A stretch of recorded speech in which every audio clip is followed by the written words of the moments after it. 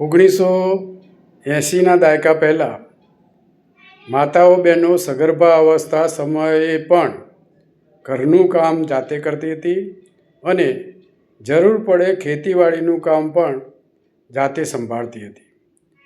હળવું કામ કરતી હતી, પરંતુ શ્રમનું કામ કરતી હતી. તેથી તેમના શરીરને શ્રમનો મહાવરો રહેતો હતો. તેથી પ્રસૂતિની પીડા જેટલા પ્રમાણમાં થવી જોઈએ એ થતી હતી, કારણ કે શરીર શ્રમથી ટેવાયેલું હતું અને પ્રસૂતિ તે વખતે નોર્મલ થઈ જતી હતી.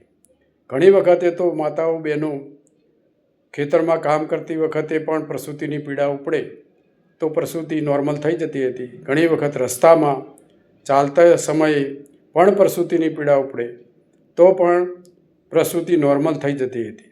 કોઈ પણ પ્રકારની તકલીફ થઈ જતી હતી નહીં. હવે સમય બદલાઈ ગયો છે.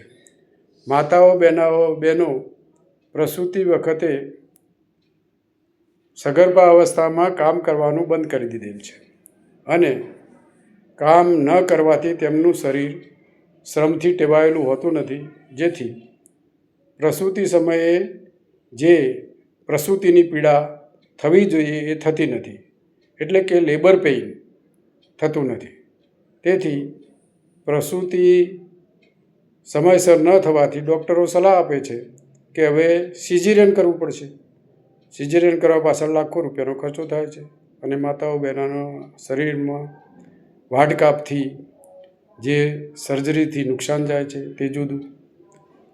એટલે માતાઓ બહેનોએ સગર્ભા અવસ્થામાં મજૂરીનું કામ કરવું જોઈએ, હળવું કામ કરવું જોઈએ, તો સિઝેરિયન ટાળી શકાય છે.